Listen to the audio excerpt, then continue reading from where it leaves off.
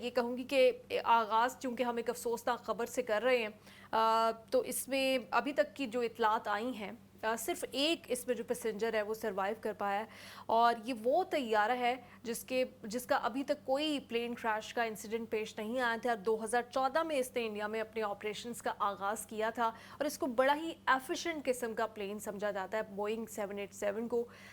کیا کہیں گے، کیا ڈیٹیلز آپ نے اب تک حاصل کی ہیں اس پلین کریش کی؟ جی، سب سے پہلے تو آپ کا شکریہ کہ آپ نے موقع دیا، اور اب آتے ہیں اس طرف۔ تو سب سے پہلے تو بلکہ دوسری بات میں یہ کہنا چاہوں گا، پہلی بات میں کر چکا ہوں کہ ہمیں بہت افسوس ہے as a Pakistani, as a human. میں سمجھتا ہوں یہ بہت بڑا افسوسناک واقعہ ہے کہ قیمتی جانیں ہیں جو گئی ہیں، اور وہ کہیں بھی ہوں ہم اس کا یہ افسوس محسوس کرتے ہیں اور سمجھتے ہیں کہ ایسا ہونا جو ہے ایک بہت بڑا المیہ ہے۔ ہندوستانی ہمارے دوست، ہمارے بھائی، ہمیں نہیں معلوم ابھی تک کیونکہ ہم وہ برطانیہ آ رہی تھی، اس میں شاید کچھ ہمارے جاننے والے کچھ دوست بھی شامل ہوں، اللہ نہ کرے، لیکن ہم دعا کرتے ہیں کہ کوئی ایسی خبر نہ ملے۔ لیکن جو افسوسناک واقعہ ہو چکا ہے وہ تو سامنے ہے۔ اب اس کی کئی وجوہات کہی جا رہی ہیں، جس میں ایک تو یہ بھی کہا جا رہا ہے کہ جہاں تک اس کے اوپر اوور لوڈنگ کا بھی کچھ کہا جا رہا ہے کہ سسٹم جو کارگو رکھا جاتا ہے اس کو سسٹم نہیں ٹھیک کیا گیا تھا، ٹھیک نہیں تھا، کیونکہ یہ اتنا کوئکلی ہوا ہے کہ کوئی صحیح انالیسس کوئی کر نہیں پا رہا۔ سوائے یہ ہے کہ یہ ایک حادثہ ہے جو ٹیکنیکل مجھے نظر آتا ہے، اس میں کوئی ایسی چیز نہیں ہے۔ اب ہمیں جو فکر ہے وہ یہ ہے کہ خدا نخواستہ اس کو کسی غلط رنگ نہ دیا جائے، کیونکہ یہ ایک انسانی المیہ ہے۔ قیمتی جانیں ضائع ہوئی ہیں، تقریباً 241 کے قریب، ایک ہی وہ اس میں سے سروائیول ہے، اور اس کے علاوہ اس کے گرنے سے نیچے بھی کچھ لوگوں کی موات ہوئی ہوں گی، کیونکہ وہ اتنا بڑا طیارہ جب گرتا ہے نیچے، اس کے جو وہ شہری علاقہ تھا، گجرات کا احمد آباد علاقہ ایک کراؤڈڈ ایریا ہے، تو ابھی وہ نہیں معلوم کتنی ہلاکتیں وہاں ہوئی ہیں۔ تو اس وقت یہ ہے کہ اس میں زیادہ چانس جو کہا جا رہا ہے کہ ٹیکنیکل کوئی طیارے میں فالٹ ہو، اور دیکھیے یہ مشین ہے، اس میں ہو سکتا ہے، ہم یہ نہیں کہہ سکتے کہ وہ اس کا پہلے واقعہ نہیں ہوتا بھی نہیں۔ ایکسیڈنٹ تو ایسے ہی ہوتے ہیں کہ جو چیز پہلے نہیں ہوئی تھی وہ ہو جاتی ہے، لیکن مجھے جو صرف ہے کہ وہ کیونکہ اس جو موجودہ بھارت کی جو حکومت ہے، جس طرح ان کا رویہ ہے، اس حوالے سے مجھے یہ فکر ہے کہ یہ نہ کہ اس کا الزام یا اس کی طرف پھر وہ کسی اور ملک پہ لگا کے کوئی نئی مہم جوئی نہ کرے۔ اچھا، یہ آپ نے بڑا محتاط انداز میں کسی اور ملک کی بات کی ہے۔ آپ کو پتہ ہے کہ وہاں پر ایک ہی ملک کے اوپر سارے الزامات اور ساری توپوں کا رخ ہو جاتا ہے۔ کچھ سوشل میڈیا اکاؤنٹس کی جانب سے یہ الزام لگایا بھی گیا ہے کہ شاید کوئی پاکستان نہیں، یا پاکستان کی جو ایجنسی ہے اس نے سازش کی ہے۔ سوشل میڈیا اکاؤنٹس کی ہیں، حکومتی سطح پر وہاں پر ابھی کسی نے یہ الزام نہیں لگایا، اور وہ انڈین میڈیا، جس کو انڈیا کے خود لوگ گودی میڈیا کہتے ہیں، ان کی جانب سے بھی ابھی تک ایسی کوئی اسٹیٹمنٹ نہیں آئی۔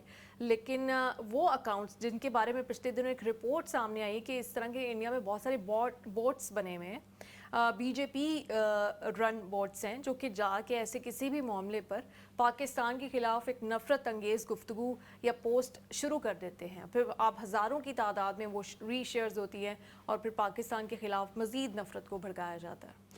دیکھیں، بات یہ ہے کہ ان کی ساری سیاست ہی پاکستان کے مخالف چلتی ہے۔ میں نے نام اس لیے لیا تھا کہ اس موقع پہ میں چاہتا نہیں تھا کوئی ایسی متنازع بات کی جائے، لیکن ریالٹی تو جو آپ نے بات کی وہی ہے۔ اور اب میں یہ سمجھتا ہوں کہ ہمارے جو ہندوستانی دوست ہیں وہ باشعور لوگ ہیں، وہ اتنا زیادہ سوچیں گے جس نے جنگ میں بھی سیولین پر اٹیک نہیں کیا۔ دیکھیں نا، ہم بھی تو کسی ایس ایس آر کے، وہ کیا ان کا ہے، آر ایس ایس، ان کی اس کے اوپر حملہ کر سکتے تھے، جیسے ان کے نام لا کے حافظ حسین احمد کا انہوں نے اٹیک کیا اور مساجد میں کیا۔ وہ کبھی ٹریننگ سینٹر تھے بھی تو کبھی تھے نا، اب تو مساجد تھے، وہاں نمازی تھے، عام لوگ تھے، مدرسے تھے۔ ہم نے اس کا جواب میں بھی صرف ملٹری انسٹالیشن پہ حملہ کیا۔ تو جو قوم یا جو ایجنسیاں اس قسم کی لیول رکھتی ہیں انسانیت کا، وہ کسی ملک کے معصوم شہریوں کو، جہاز کو تباہ کیوں کریں گے؟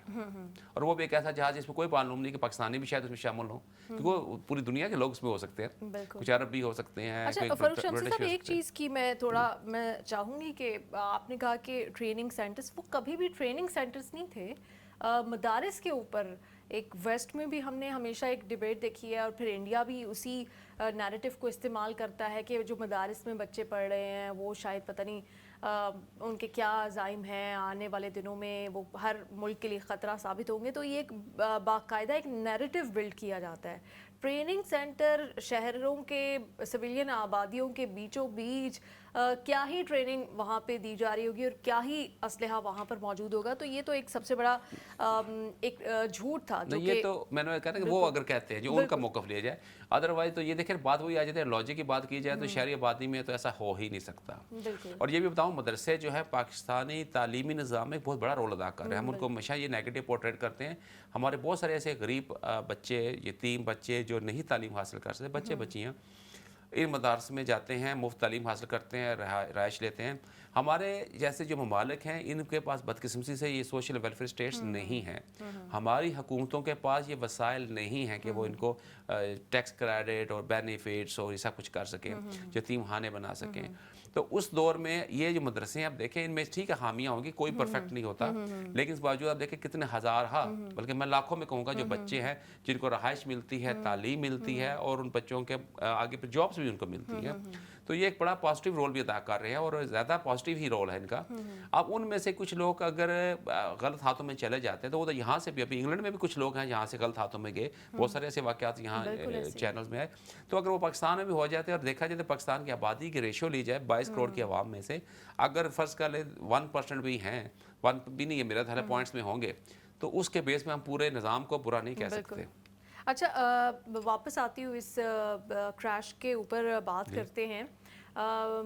अब ये अफसोसनाक वाक़या, कितने लोग वहाँ पर ये भी कहा जा रहा है कि जो अपने बच्चों की जो ग्रेजुएशन सेरेमनी होती है जी, जी। उसमें शिरकत के लिए आ रहे थे। कितने लोग मुलाजमत के लिए आ रहे थे। एक फैमिली के बारे में बताया जा रहा है कि वो अपना सब कुछ रैप अप करके वहाँ पे अपने बच्चों के साथ लंदन शिफ्ट हो रही थी। मतलब एक नई ज़िंदगी वो यहाँ पर पूरी फैमिली शुरू करने वाली। तो ऐसे बेतहाशा कहानियाँ हैं।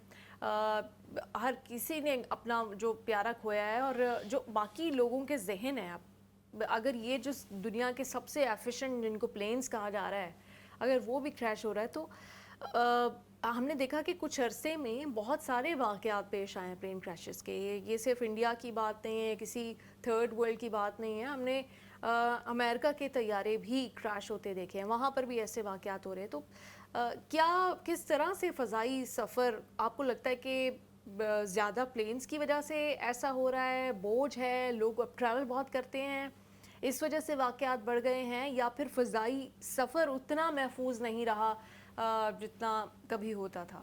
हाँ जी, बस जनरली ये कहा जाता है कि फ़ज़ाई सफ़र जो सबसे महफूज होता है, लेकिन देखिए जब रेशो बढ़ती है ना, उसमें बहुत सारे एलिमेंट्स होते हैं। आप ये देखिए ना, फ़र्ज़ है पहले 40 फ़्लाइट्स होती थी, तो उनमें से अगर एक खुदा ना खास्ता क्रैश होता तो आप कहते जी एक हुआ है। अब अगर 80 है तो उनमें से भी अगर 40 के हिसाब से 2, फिर तादाद 2 होगी। तो एक तो ये भी रीज़न है।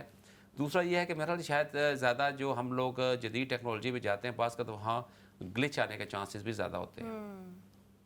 क्योंकि एक चीज़ होती है जिसको ऐसे ह्यूमन एरर कहा जाता है, ऐसे टेक्नोलॉजी में भी ग्लिच कहते हैं, वो आ जाता है। तो शायद वो भी वजूहात हो सकती हैं।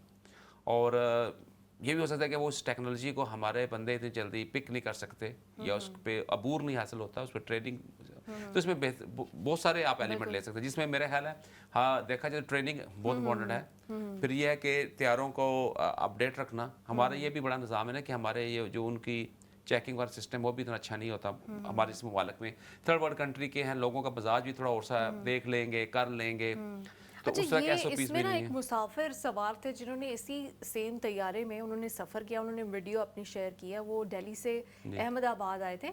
आपको पता है कि एक फ़्लाइट आती है, फिर रीफ्यूलिंग होती है, फिर दोबारा से तैयारा तैयार होता है नेक्स्ट फ़्लाइट के लिए। तो उन्होंने अपनी कुछ वीडियोस शेयर किए हैं, इंडियन ही हैं वो भी। उन्होंने कहा कि इसके एसी भी बंद थे, इसकी स्क्रीन्स भी ठीक नहीं थी, लग रहा था कि तैयारा एक अच्छी कंडीशन में नहीं है।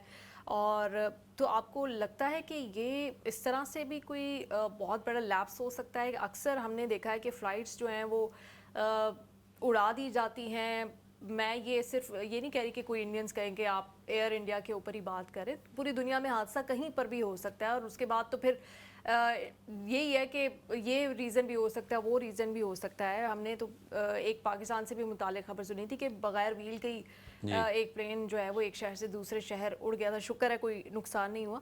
तो आपको लगता है कि उस तरह से जो एविएशन रूल्स हैं वो चेक नहीं किए जाते और पुराने तैयारे हैं बस उड़ाई जा रहे हैं और तैयारों को भी रिक्शा ही समझ लिया है? नहीं, ये चीज़ तो वैसे मैंने कॉमन देखी और इस तरह मैंने पाकिस्तान में पीआईए में मैंने सफ़र किया में भी बाज़ का नज़र आती है कि کوئی چیز نہیں چل رہی تھی. لیکن جو مجھے نظر عام طور پہ وہی آیا کہ ساؤنڈ سسٹم نہیں چل رہا, یا اس کی اسکرین نہیں چل رہی ہے, مانیٹر نہیں چل رہا. لیکن جو بندہ میں نے دیکھا انہوں نے کہا کہ اے سی بھی نہیں چل رہا اس کا, اور وہ اب دیکھیں اتنے بندے 2 سے 40-41 بندے تھے میرے اس کے اندر, اور وہ جہاز کا ایئر کنڈیشن سسٹم کام نہیں کر رہا, وہ ایئر ٹائٹ ہے, تو وہ تو پہلے ہی لمحہ فکری ہے. یہ مجھے سمجھ نہیں آ رہی کہ ایسے جہاز کو انہوں نے اڑنے کیوں دیا جب تک اس کا یہ چیزیں چیک نہیں کی گئی. اور باقی جہاں تک مسئلہ ہے کہ وہ بتا رہا تھا اس کا وہ بیل بھی نہیں کام کر رہی, تو یہ چیزیں تو مائنر ہیں دیکھا جائے, لیکن پھر بھی الیکٹرانک چیزیں ہیں. ہو سکتا ہے کہ وہ بیل کی جو کیبل ہو اس کا ایشو کسی اور بڑے مسئلے کی طرف لیڈ کر رہا ہو, یہ بھی تو ہو سکتا ہے, کیونکہ یہ سارا ایک سسٹم سنکرونائز ہوا ہوتا ہے. اچھا فاروق شمسی صاحب, آپ کو پتا ہے کہ مجھے ایک بات کی بڑی حیرانی ہوئی, کیونکہ ہم اکثر دیکھتے ہیں کہ پاکستانی نا اپنی جو ایئر لائن ہے پاکستان انٹرنیشنل ایئر لائنس, اس سے بڑے نالاں نظر آتے ہیں کہ یہ ٹھیک نہیں تھا, کھانا ٹھیک نہیں ہے, یہ نہیں ہے, وہ نہیں. لیکن میں نے انڈینس کے کامنٹس دیکھے, ویوز دیکھے اپنی ایئر انڈیا کے بارے میں, ان کے سیم ہی ویوز تھے اپنی ایئر لائن کے بارے میں, کہ یہ ہمارے طیارے ٹھیک نہیں ہیں, یہ ہمارا عملہ ٹھیک نہیں ہے. تو مطلب 2 ممالک ہیں جو جن کے لوگوں کے اپنی ایئر لائن کے بارے میں ایک ہی جیسے خیالات ہیں, جو میں نے دنیا میں کہیں اور آپ برٹش ایئر ویز کے بارے میں یہاں پہ کسی کو نہیں کہتے سنا ہو. نہیں, اس کی وجہ یہ ہے کہ میں نے جیسے پہلے آپ سے گزارش کی, یہاں ایس او پیز ہوتے ہیں.